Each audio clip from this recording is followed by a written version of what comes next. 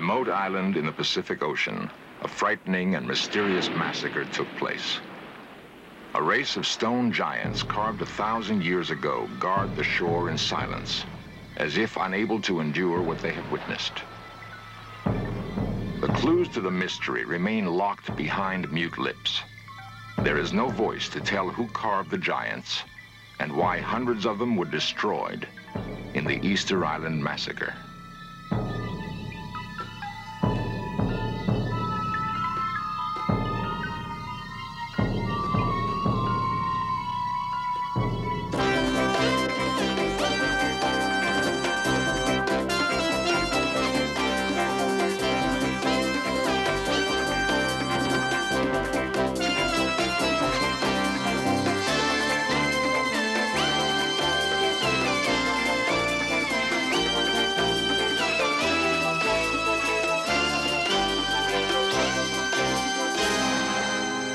Shattered remains of the Easter Island giants defy mankind to reveal their story.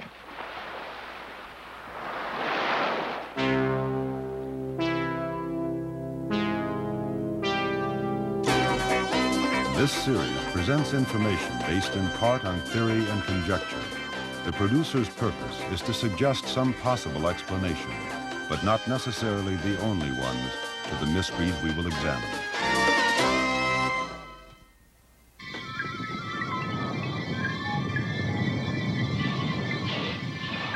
In the beginning of time, legends tell us, land and sea were at war with each other. The crust of the earth exploded in fury and sent molten lava boiling into the sea. The lava cooled and hardened into black rock. Eons ago, an island was born, forged in agony and cursed with a destiny that hangs over it to this day. It is Easter Island, a jagged speck of land on the endless seas halfway between the coast of South America and Tahiti.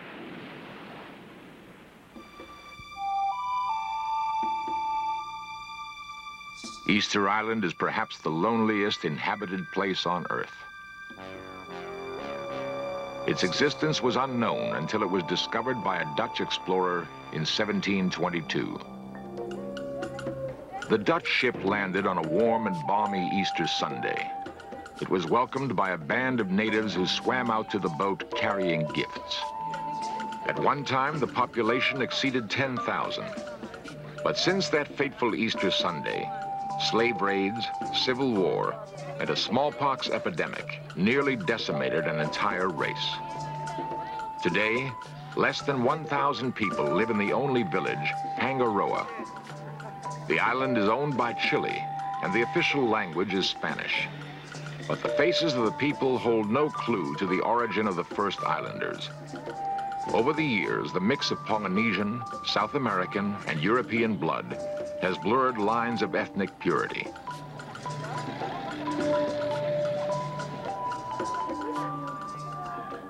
It was on Easter Island that mankind had one of its most curious ideas. No one knows who had it or why. But the inhabitants of that lonely island undertook what is perhaps one of the most amazing engineering projects of ancient time. They did not build pyramids or tombs. Instead, they carved colossal stone idols in the likeness of man. The stone figures of Easter Island are so massive, their size is difficult to grasp. Standing beside them, a person becomes as small as a fly speck. Statues range between 30 to 80 tons of solid volcanic rock. A small one is equal to the weight of 1,000 men and stands as tall as a 2-story house.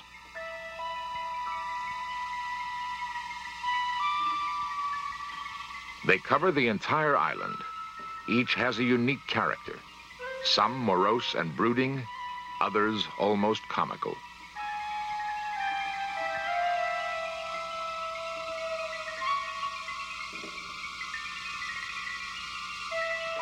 The mysteries that surround the giants begin with the question of why the islanders created so many of these enormous idols. It is as if their fear of life was so terrifying they needed a multitude of gods to protect them. Even more mystifying is evidence that many statues appear to have been systematically massacred. Some savagely decapitated and mutilated. A ritual murder seems to have taken place. No one knows who did it or why.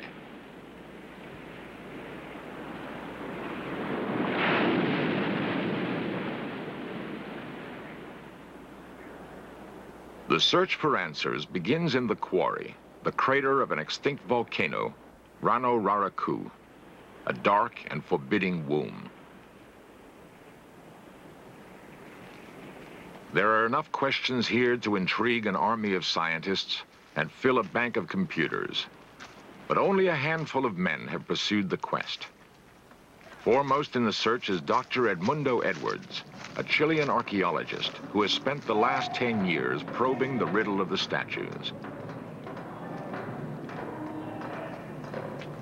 500 years ago, the quarry rang with the blows of hammers and the rhythmic chanting of workers chipping stone.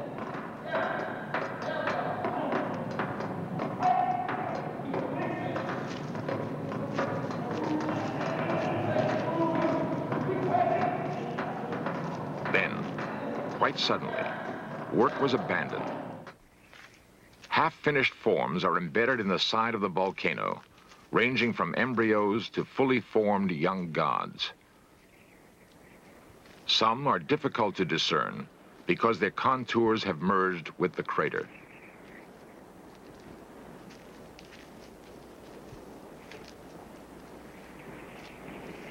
Work was stopped so suddenly that the presence of the workers can still be felt. Tools lie in their place, undisturbed for centuries. Crude basalt chisels that were used to carve the expressive faces of the stone gods. Where once the sound of 1,000 hammers filled the air, now there is not even an echo. Once finished, all that remained was to sever the umbilical cord. An elaborate pulley system lowered the statues from the mouth of the volcano down the slope. Here, the monoliths were free to begin their lumbering march to the sea. Ancient legend has it that the stone gods were endowed with a supernatural power called mana, a power that enabled them to walk from the volcanic quarry to the sea. There they stopped, each in its place, and turned their backs to the sea so they could cast their mana over the land. The mana emanated through the eyes. The last ritual act of the carvers was to open the stone lids so the mana could escape. At one time, open-air temples lined the coast. Then, all the statues with open eyes were smashed and desecrated.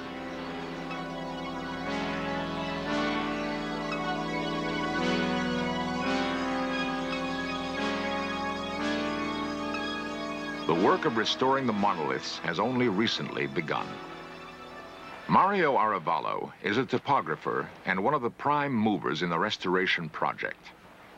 According to the most recent count, there are over 500 battered giants on the island, and many are in the final stages of degeneration.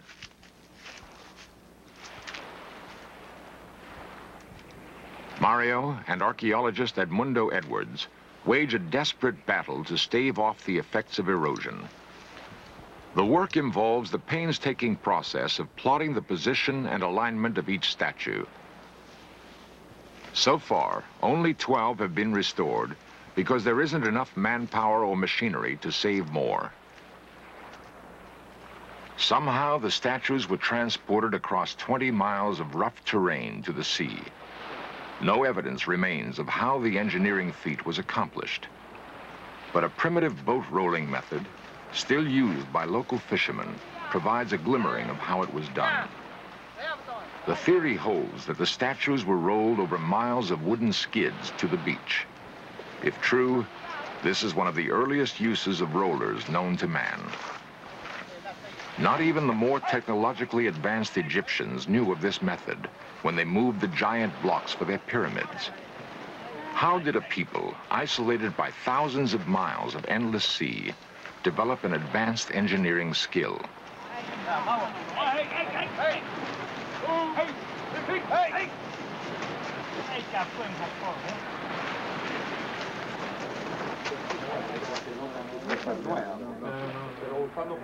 The riddle of how the statues were moved has challenged many men to come up with a concrete solution. Diagrams illustrate what the ancient method might have been. For Roberto Forster, a local engineer, the theory of the giant rollers is not enough. He swears he can demonstrate a more practical method. He calls his invention the fulcrumista.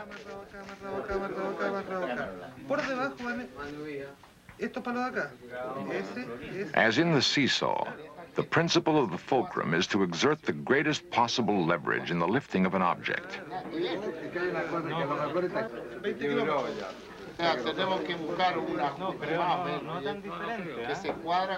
In an experiment executed on a small scale, Roberto intends to move a 5-ton stone to prove how a 50-ton giant might once have been transported. Roberto prevails on the mayor to gather a workforce for his project. He vows he will solve the ancient riddle once and for all. The mayor has doubts, but agrees. The experiment is scheduled for tomorrow morning.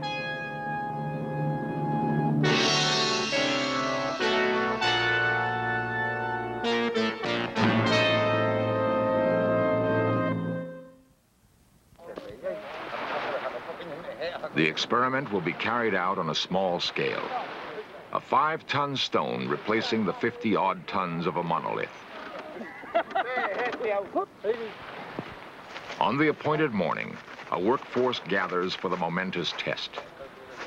Roberto's fulcrumista will either stand or fall. Edmundo, Mario, and even the mayor himself have joined in the effort to put to rest once and for all the question of how the statues were moved.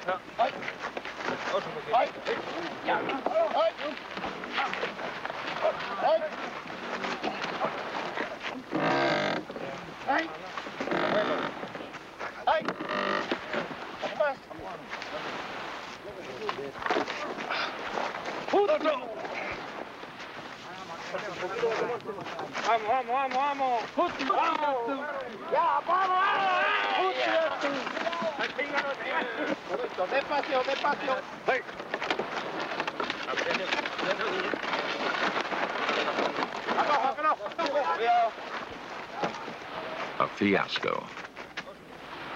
Indeed, if the attempts of modern man to solve these incredible engineering feats meet with failure, think of the ingenuity of the ancient carvers. One may well wonder if the peoples of those early times did not have gifts that have been lost to us. The secret remains locked behind stone faces. Faces that remind archaeologists of another face staring out over its mountain kingdom. The place is Tiahuanaco, Bolivia, an ancient civilization built on a bleak plateau in the Andes. Stone gods separated by 4,000 miles and a span of at least as many years. There is no evidence that there was any contact between the two cultures. And yet, the features bear an uncanny resemblance. With what common spirit might they have been invested?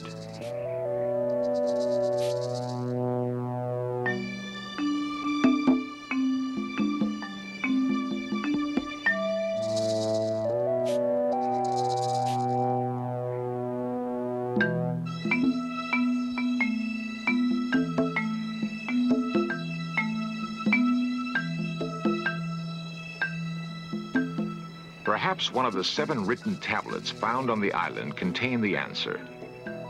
The pictographs are like those of no language known on Earth.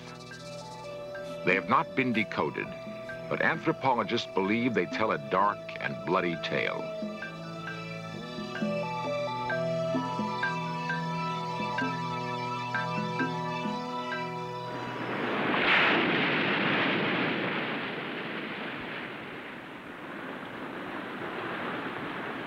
There is evidence that long ago the island was torn by terrible civil strife. with brother pitted against brother. The bones of hundreds of islanders have been found in caves that stretch for miles under the lava crust. What were the natives hiding from? Why were they slain? Edmundo ascribes it to overpopulation and starvation.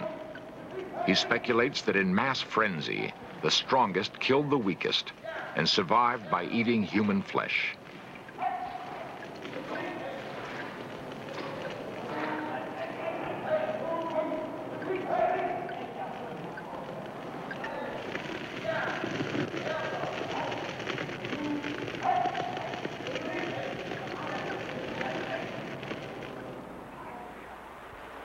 The survivors set up the worship of a new god, the Birdman, who dove on his prey from the sky.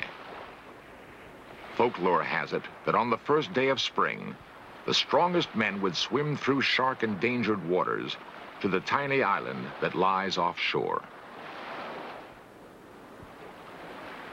They would search the crags for the Manotaura egg and swim back, carrying the prize in their mouths. The first man back was proclaimed king for 1 year.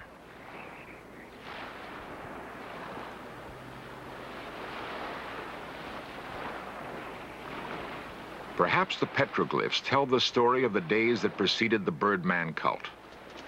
Archaeologists have labored since the glyphs were first discovered in 1922 to decipher the meaning of the bizarre symbols.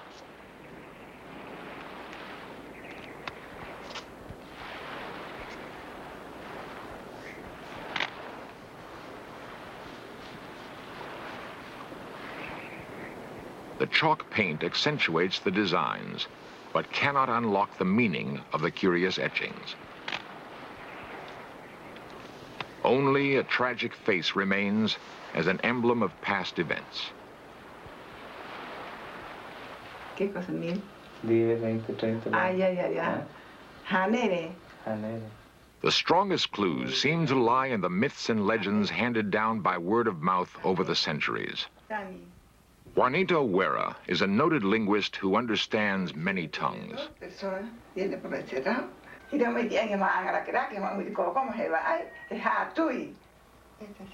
The old woman begins to chant a tale about a war between the long ears and the short ears.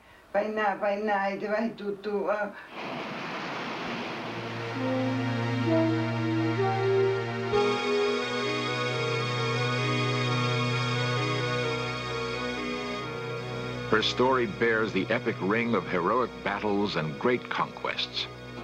It sounds like a tale out of ancient Greece, a great saga in which the short ears rose from enslavement and in a battle that rumbled like the quaking of the earth, slew every man, woman, and child who had long ears.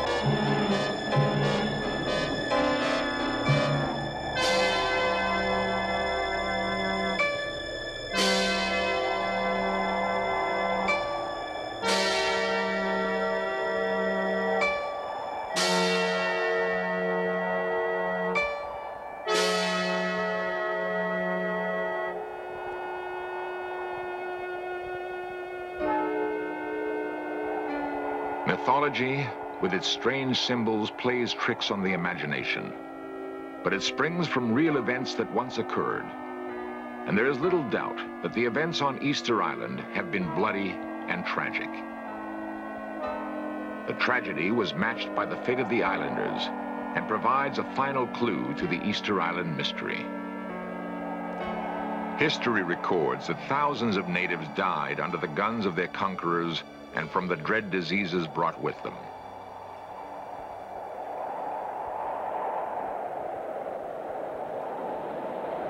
The endless waves, of course, have seen it all. They saw brave people put their hope and faith in mighty gods carved from stone, and they saw the failure of those gods to protect them. It was that failure that may have led to the massacre of the stone giants. On a remote speck of land in the South Seas, a great civilization flourished and died. The wide-scale destruction of the giants of Easter Island is symbolic of the tragic destiny of a people. It is also testament to the power of faith. A faith that motivated thousands of men to toil relentlessly on stone monoliths, and a faith so strong that when it was lost, it may have driven them to turn against their own gods with a terrible vengeance.